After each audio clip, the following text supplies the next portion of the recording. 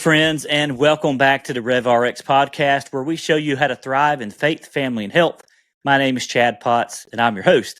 If you're watching this, you can see that today I'm wearing my Kansas City Royals shirt, and the reason for that, I'm not betraying my Braves, but today's guest is one that Kansas City knows very well, Joel Goldberg. Emmy award-winning broadcaster for the Kansas City Royals. He's an author, he's a speaker, he's an all-around powerhouse storyteller. And in this episode, Joel shares life lessons from the dugout, what decades of interviewing athletes have taught him about resilience, identity, and staying true to your purpose. We talk about rejection. You're going to love the story about how Joel first got into broadcasting after being shot down 25 times. We're going to talk about routines. We're going to talk about viral moments and a legacy story that's going to hit you right in the heart. Whether you're a baseball fan or not, you're going to love this episode. You're going to love what Joel shares because it's going to inspire you to stop playing it safe and to start living a life on purpose. So let's jump in and introduce to you my new friend, Joel Goldberg. Joel, brother, what a privilege it is to have you here on the show today. Thanks so much for joining us. Thanks for having me. Privileged to be here with you. Thanks, Chad. Yeah, joining us from beautiful Kansas City. And man, I love what you're doing. I've had the privilege of getting to know you a little bit over these last few weeks, and it is really and truly just an honor to have you here. You have so many stories to tell, and I can't wait to get into some of that. But before we get into that, you're an Emmy award-winning broadcaster. You're a podcaster. You're an author. But behind all that, who is Joel? I'd love to just have you introduce yourself to our listeners and help us to get to know you a little better. Yeah, it's a good question. That's probably the hardest and the easiest question to answer, right? You got to dig in a little bit. But yeah, I think most people here in Kansas City would know me as the broadcaster. I think the people that know me closer would know me as the father, a husband, friend. I'm not sure what the right order is on those, but they're all important to me. All hats you wear. But I think, I think all of us, if we're, good family people, are going to say that, as we should. That's not to take away from the legitimacy of that. But I think, beyond that, and I think who I am and what I show up as, who I show up as every day, as that father, friend, coworker, speaker, podcaster, on, is just an authentic person. And I say that only because I think that in any profession, certainly in television, it's hard to know what's real and what's not. And to me, that's always mattered. It always will matter as life speeds up and scales, and hopefully you climb the ranks in whatever it is you're doing. It's easy to forget that, and it's easy to get caught up in expectations. But I think that being true, being authentic, ultimately to me is if I'm not doing that, then I'm not myself. And I guess that would be the definition of authenticity, right? If you're not doing that, yeah. But I think a lot of us get away from it. Yeah, and sure. And to me, I'd like to think I'm the same person now as I was when I was young, and all that, and that's important to me. Yeah, I love that. In a world where so much is fake, we beg for authenticity. No doubt. And that comes out in you. And so I appreciate you sharing that, because I think that's super important that we stay true to who we are. And I think it's doable too. Like you can be successful. I wouldn't call it the whole like nice guys, good guys, can good guys win, that type of thing. I mean, yes, good guys can win, bad guys can win, and vice versa. But I think there's room to be successful and to grow and still be authentic. Yeah, absolutely. Well, you've had a lot of success in the industry of broadcasting and journalism. From what I know about your story, nothing was handed to you, was it? Yeah. You went around banging on doors and trying to get your way in. Can you tell us a little bit about that and kind of your origins in that area? Yeah, and I really, you said it right away, Chad, about having a million stories or however you said it, and I do, and they're fun, and it's one of the privileges of my job of traveling with a baseball team, the Kansas City Royals, and having a front row seat to a lot of really cool stories, fun stories, inspiring stories. But really, my favorite story is what got me into this business, because I think the odds are stacked against all of us for being successful in our industries. I mean, it's hard to carve out a niche. It's hard to carve that path. I think television's unique in the sense that there are a finite amount of jobs and at least a perception that this would be the coolest job ever. And I'm here to say it is, but not necessarily for the reasons why people think it is. I mean, if you're a sports fan, like if I were to tell you, Chad, you know, let me sign you up here and you could travel with your Atlanta Braves and that's going to be your living, there'd be a lot of takers for that. But I'll take you back to 1994 when I graduated from the University of Wisconsin in Madison, Wisconsin. I wanted to be on TV, traveling with the Kansas City Royals or any big league team for that matter. And any sport was beyond a pipe dream at that point. I mean, it was just, how can I get into television? The very short of the story is that I started sending out resume tapes all over the country at a time where we didn't have YouTube or YouTube links or LinkedIn or anything like that. And I got rejected. I got letters in the mail back from every single one, 25 of them saying, you know, thanks for applying, but we're not interested. And it dawned on me at that point that all I was trying to do was get into a small town television station anywhere. And I was willing to go anywhere, which I thought put me above others that might not be willing to make that sacrifice, but there were still so many. So how do you, just, I'll make up some numbers. How do you, if you're one of 10,000 people looking for a job and there's only 25 openings, 50 openings, you know, the numbers are bigger than that in terms of how many people wanted to do it. So it's almost like winning the lottery. And this was my dream. And so after the 25th rejection, I just started cold calling TV stations and basically, and I always like to preface this by saying I'm not the cold calling type. I don't like cold calling. I say that because it's very easy if you're listening to this to say, yeah, but I would never do that. In whatever profession you're in. Yeah, I'm not comfortable doing that. And, you know, beyond just saying, well, you got to make some sacrifice and you got to get out of your comfort zone, all those type of things. For me, it was do or die. Like, I don't know what else I can do to get into this business. So I was desperate. And if this doesn't work, I'm probably going to go work at the local restaurant that I worked at when I was home from college in Chicago or during high school in Chicago. And ironically, that job would have paid me more than my first TV job, helping manage a restaurant. But basically, I called all these TV stations. I would ask to speak to the news director. And I think I had a script that I was reading off of because I was so nervous from my parents' landline in Chicago. And I would basically say, I know you don't have any openings right now. I just graduated, blah, blah, blah. I'm passing through town in 2 weeks. Would you be available if I stopped in on Tuesday, Wednesday, Thursday, or whatever dates I gave them? And they all said yes. And I was never going to any of these places. But as soon as they said yes, I hopped in my car. Yeah. And, you know, it was always, I'm passing through town on July, blah, blah, blah. Would it be possible to meet with you?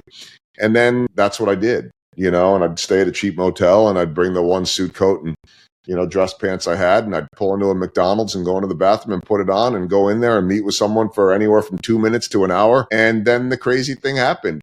Within a matter of a couple months, I got my first job offer in a small town in Wisconsin. Then the next one came and the next one and the next one. And so I had to open the door for myself. And this is what I tell people to do all the time. You have to open the doors yourself. Or if there is someone there that can open them for you, great. Don't walk away from that. I don't know if I want a handout. I don't know. You take every opportunity that you get, but then it's up to you to stay. Yeah. And so I'm most proud of the fact that, one, I was able to open a door, but then even more proud that 30 years later, I'm still doing this.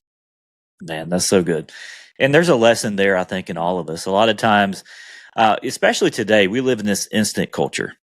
And, you know, we expect things overnight. And the reality of it is that things aren't just going to fall in our lap. We're not going to just, you know, we're not going to drift into success. It takes purposeful, intentional action. And you did it.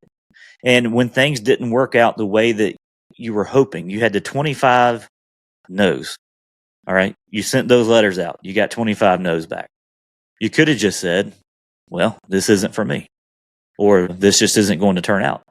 But I love how you shifted that perspective and you said, okay, this isn't working, but what else can I do to make this work? And how quick we are to give up on our dreams sometimes because the first thing we try doesn't work. Yeah. And you know, I think about this, like, even from a standpoint of, if I hadn't taken that chance and I'd played it safe, and I'm really more of a play it safe kind of guy, And I'm trying to actually break that mold. I mean, it's easy for me to say, well, I didn't play it safe and that's why I'm where I'm at. But it was so out of my comfort zone. Yeah. And, I think if I hadn't done that, and then I probably go and work at that restaurant, and I'm probably living in Chicago for the rest of my life, which would be great, by the way, but hard for me to imagine now. That's where we go back and visit a lot of family, and my parents are still there, my in-laws. But I can't imagine a life outside of Kansas City and doing what I do. But I who knows what would have happened? I met my wife, re-met her. We'd met once, but re-met my wife when I was in town from that TV job in Wisconsin on vacation for a week, and came back home over the holidays and happened to bump into her. And so it's those sliding doors, the movie Sliding Doors, where, if this happens, then this happens. And so who knows where I'd be at? Would I have lived in Chicago working in the restaurant industry my whole life? I didn't really have a backup plan. And so, I think it's just a reminder to people that what's the worst that happens when you get out of your comfort zone? I mean, provided you're not being reckless, it's uncomfortable, but you can't get there if you don't try. If I had told myself back in 1994 that 31 years later you'd still be doing this, I would never have believed that at all. But now it's, I don't know any other way. Yeah. And I'm finding myself in that same boat too. I'm trying to break out of that playing it safe. Yeah. And I've done that with the podcast and with my coaching business and different things. And there is that tendency, I think, to settle, to maybe have a little like lightning. There we go. I don't know what happened there. Shorting.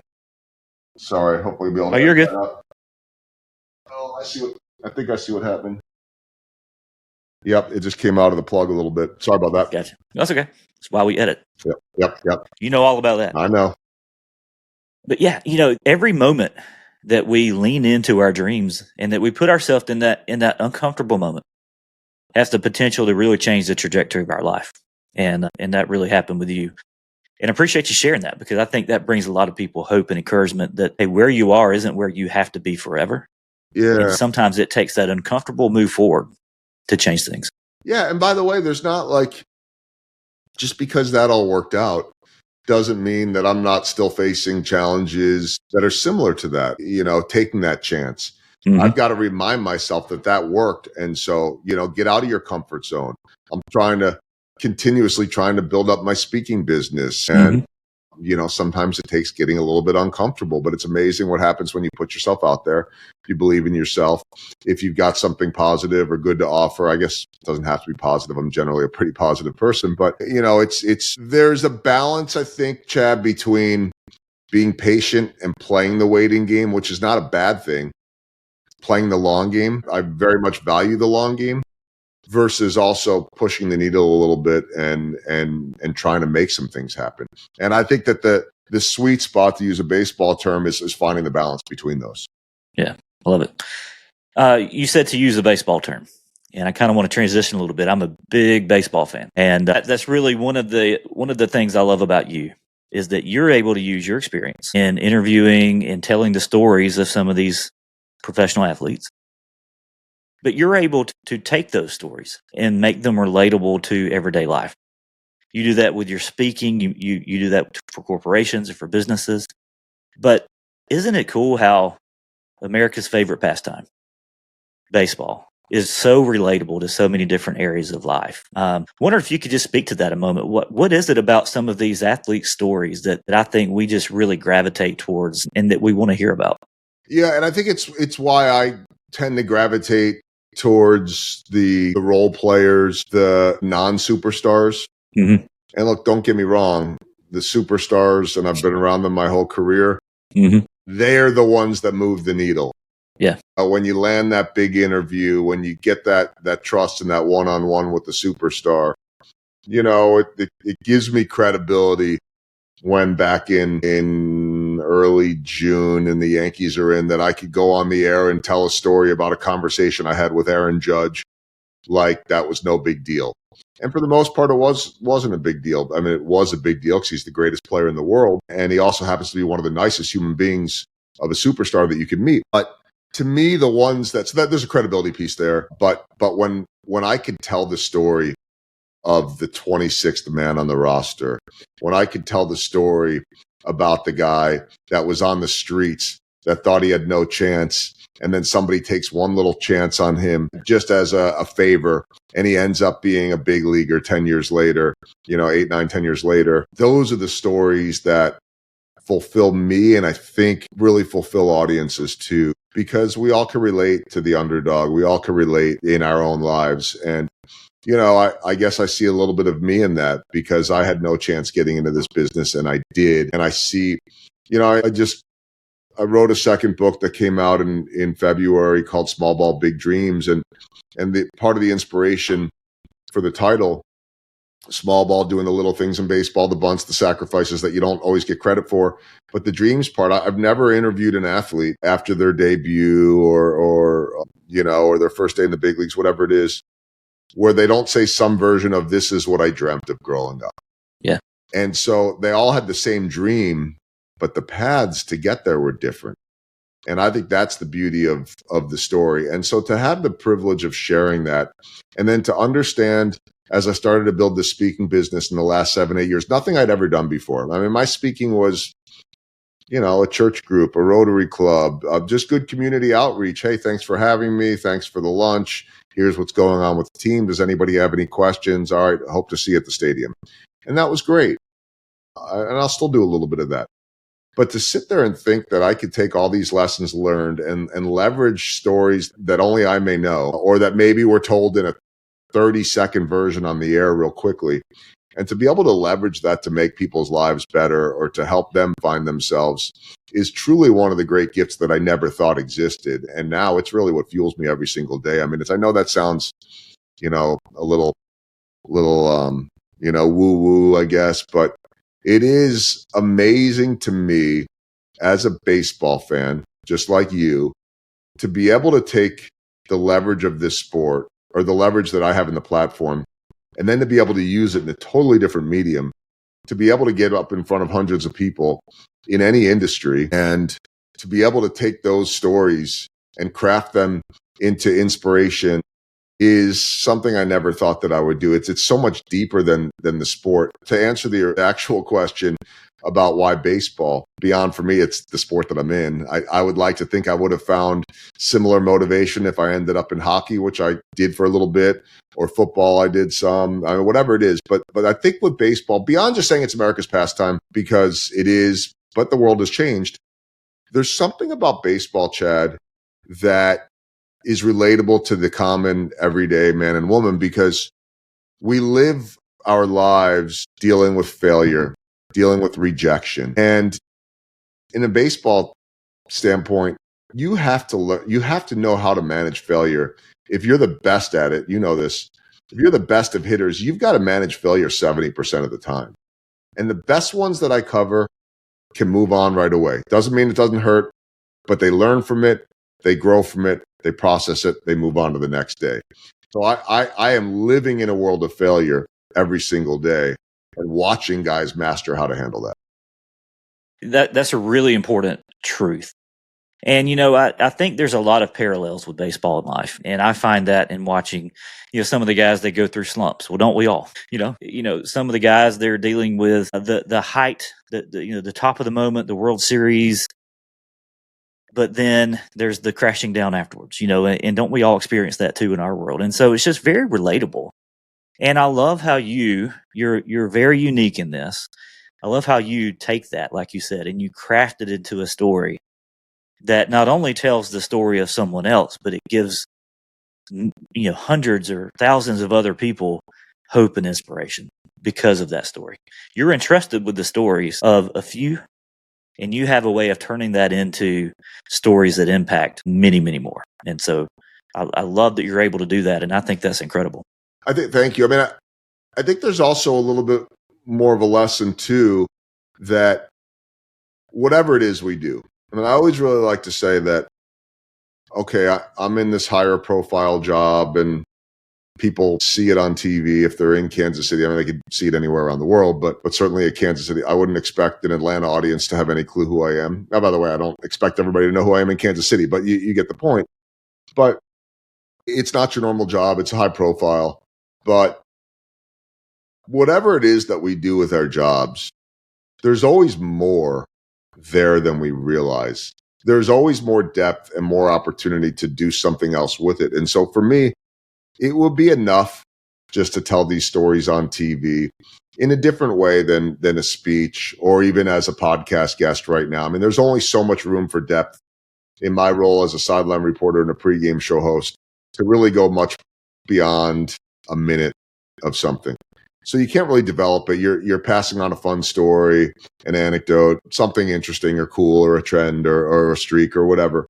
But there's always more to what we do.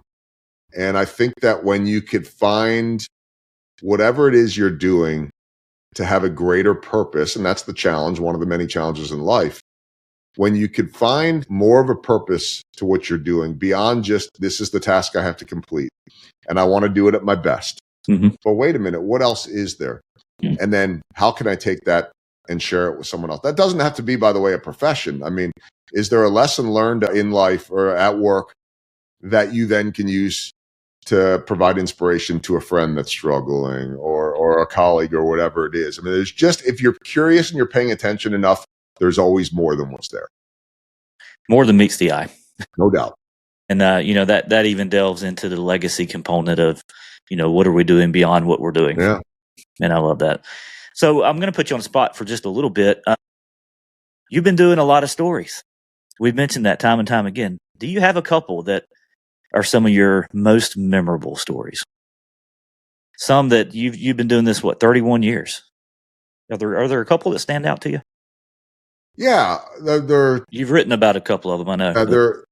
There are a ton of them. I think, where do I want to go with these? I think that there's one with a pitcher, and I tell this in a lot of my speeches. I'm happy to give it away a little bit here in the sense of there's a lot to the story, but I had a pitcher with the Royals back during their World Series runs, 2014 and 15.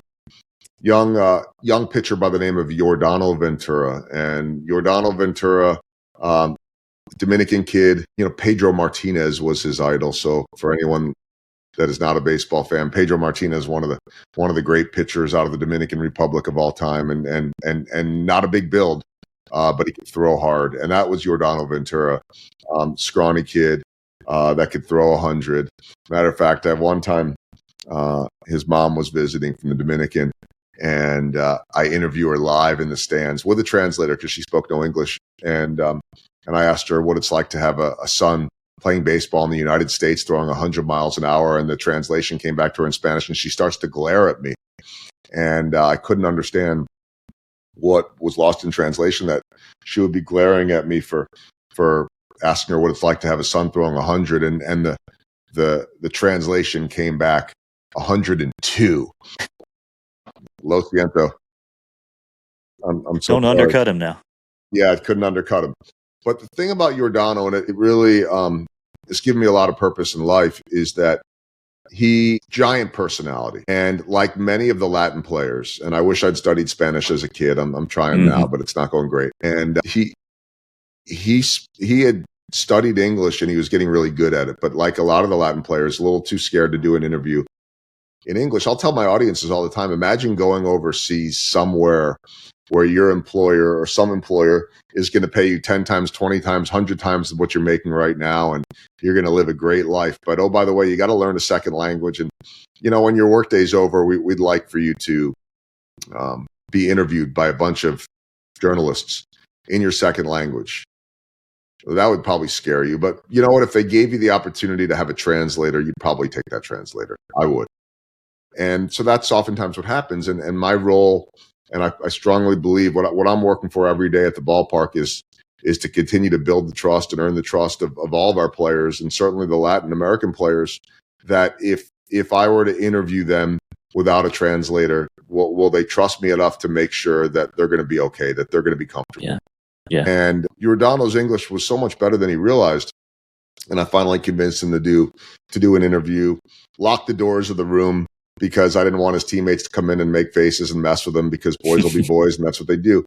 And he was so nervous, but it was the first interview he'd ever done, and the giant personality started to show, and fans fell in love with him. And I had a great moment after they clinched their second straight pennant, where I'm interviewing him live now. I mean, this is not recorded.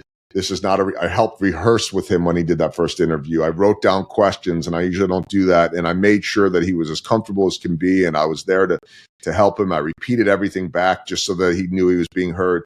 Now we're live, and he goes into what's a viral moment. If anybody's listening, and just go on to YouTube and search for Yordano Ventura, "Ooh, Baby." And it'll pop up. But here he is, and he says with his accent and English that was very understandable, "We are going to the World Series again. Ooh, baby." And he's screaming and yelling, and it's live TV. And the moment went viral. Yeah. And that's where I was like, wow, this is the personality that I really wanted fans to see. Yeah. Now, as is often the case, and I'm not a minister, so I'm not as good at this, but I am a storyteller. That was 2015. 2017, I woke up on a January morning in the off season to see news pop on a rumor initially out of the Dominican that he had been killed in a car crash, and indeed it was true. And I first off, it was the off season. There were no players around town in Kansas City. So I was the one getting all the calls from the TV news stations to talk about him, which was an incredible honor, but obviously extremely difficult. And I remember going to the memorial, the team. I did not go to the Dominican. A handful of players did. But I remember the team memorial here in Kansas City at a hotel. And there was a story told about how he was young too, 25, but he would go to the room of other Latin American teammates on the hotel late at night after a game to help them order room service because they were too scared to make that call in the English that they were just learning. And so he would go to lend that hand. And when I heard that story, the light bulb went off, because in 2016, which would have been his last spring training and his last season, I had an interview with him at spring training. We do a lot of longer form interviews for projects and things like that at spring training. And my task on this one from my producer was to sit down a few pitchers to talk about the rotation for that year. And he was one of them. Well, he comes out and he agrees to do it, which, by the way, he wouldn't always do it. He would do it with me. I was the only one he would really do it with in English. But oftentimes he would say in perfect English because he really perfected it. Not today. I left my English at the hotel just to mess with me, and or maybe not wanting to do it on a given day. And I always enjoyed that. That was so his sense of humor. And on this day, he comes out to do the interview with me, sitting outside in Arizona, and he brings a teammate with him, a fellow Dominican. And the fellow Dominican sits down, and then Ventura sits on his lap. So he now wants to be interviewed sitting on a teammate's lap, which is cute and fun, but makes no sense to do a preview of the pitching staff. And my producer, who is not out of Kansas City, but does special projects, so she doesn't know the guy, says to me, "Who's the other guy?" Whispers it. She didn't want to be rude. I said, "That's Jorge Bonifacio." I believe that you guys probably had Jorge's brother, Emilio Bonifacio, at one point with the Braves. Yeah. And both good kids. And I said, "That's Jorge Bonifacio." She says, "So he's a pitcher too?" I said, "No." She said, "Well, what does he play?" I said, "Outfield." She goes, "So he's outfielder on the team?" I said, "No." And she says, "Well, what do you mean?" I said, "He's a minor leaguer." She goes, "I can't use this. I can't put a story together about the pitchers with the pitcher sitting on a minor league outfielder's lap. It doesn't fit. I can't tell that story." So I said, "Ace, can we just wait and do the interview?" "Nope." "Come on." "Nope." And I'm like, all right, he's just giving me grief, as he always does, which is part of our relationship. And he wouldn't move. So I handed him the mic. I said, "Just interview each other. Do it in English. Practice your English, guys." And it ran its course. And then Bonifacio left, and I got my interview with Ventura. I didn't realize until I heard that story at the memorial that he wasn't messing with me that day too much. He always was some. He was trying to pave the way for Bonifacio to understand that when you make it to the big leagues as a young Dominican or young Spanish-speaking player, this is what it looks like to do an interview in front of a camera in English. And all he was trying to do was share what he had learned to pave the way for the next. And so he passed away in January of 17. And in May of 17, 4 months later, Bonifacio was called up for the first time in the big leagues. We're in Texas. And I sit there with my broadcast partner, former Royals pitcher, Jeff Montgomery, and we interview Bonifacio without a translator, very much thinking about the legacy of Yordano Ventura. That's probably my favorite story. Wow. Bigger than life. Yes, bigger than life. And it always is. It is. And so that kind of leads me down this path, and maybe we'll kind of wrap things up with this thought. You've been around some of the greatest of greats. Yeah. Interviewed so many role players, so many superstars. What's the common thread? What is it? We see on TV kind of the final product, but you get behind the final product and you get to see the path. What is it that you would like to tell us? I don't know what you want to call us, non-professional athletes. Me too. About professional athletes. Yeah. What's the thing that you've noticed that you think draws us to them, and what's the common thread? I think there's a common thread, though, too, to expand the net here to a successful entrepreneur, a successful CEO, a successful leader, hopefully a successful broadcaster, podcast host, minister, pharmacist, that there's not one secret, but I think finding the routine that works and making that routine as non-negotiable as possible, whatever that is. Because I could tell you that if you were to poll 26 guys in any of the 30 big league clubhouses, they would all give you different answers as to what they do, but they would see trends and learn from each other. Sure. For instance, I asked a player the other day about a big stretch. As we're recording this, the Royals are at the beginning of 16 straight days, and they've lost a bunch at home and trying to break out of that. Played well on the road. How do you do that? One of those type of questions. And player said to me that we need, no matter what's going on with the results, and that this is the secret here, that we live in a results-based world, but it's the foundation and what gets you there that you have to stay true to no matter what. The what I like to call small ball, the little things that are part of who you are. And so it's going to be different for everyone. What makes you successful every day? What do you need to touch every day that becomes the non-negotiable? And so for a lot of these players, whether that's video prep or weight room, but what this player said to me, he said that whatever happens with the results, we believe we're good enough to be doing this. So we have to stick, even when things aren't going right. We have to not just stick together. We got to stick to getting that work done in the weight room. We got to stick to getting that work done with the good diet. We got to stick to getting all of our prep work in, and then let the results take care of themselves. And so to me, the common secret is that these successful athletes have a routine that works for them, that they don't negotiate on that routine. And then you constantly look when it doesn't work. Is it not working because of circumstances out of my control? What am I getting wrong that I can fix? And what can I trust in the process? We hear trust the process a lot. If the process is right, keep sticking with it. If it's not, make your tweaks. That becomes the negotiable part. But finding that sweet spot to be able to handle the failure. And it's going to, again, be different for everyone because our brains are all different. We're wired differently. But what is that? For me, I need to start my day every single day. When I wake up, before I'm scrolling and doing all that stuff, I need to slow things down immediately and get in at least 5, if not 10 to 15 minutes of a meditation. And if I do that, my day is going to be better.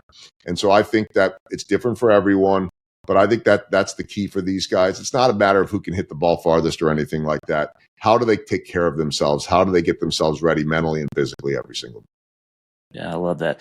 And that goes into a lot of what I'm teaching, a lot of what I'm coaching, and a lot of what this podcast is about.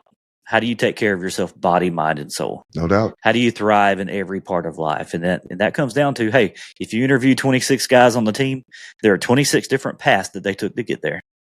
And there are 26 different methods that they use every day to maintain what they're doing.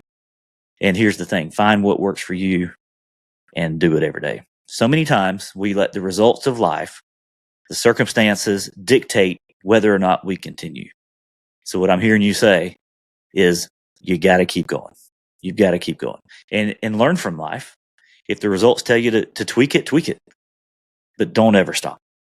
Don't ever stop. And look, Chad, there are times you have to stop, right? I mean, there are going to be times where you just need a break.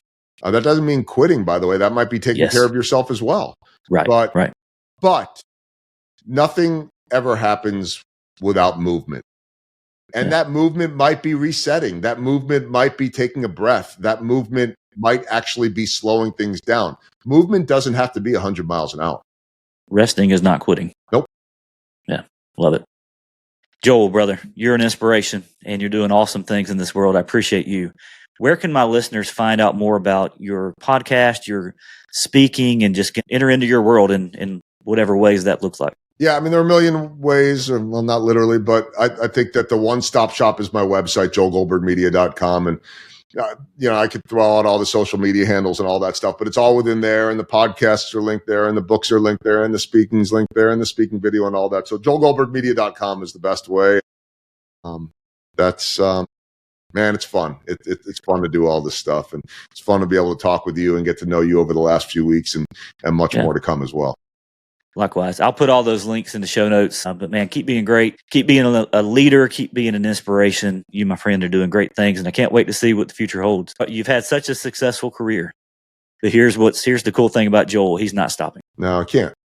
Big things are coming. So thank you, my friend. I hope so. I appreciate you. And thanks for having me on, Chad. Yes, sir. Thank you for listening to the Rev Rx Podcast. We hope you enjoyed what you heard today, and if so, we'd love it if you would hit that subscribe button so that you'll never miss a new episode from us. Also, feel free to leave us reviews and comments, as we'd love to hear from you. Be blessed and be the very best you.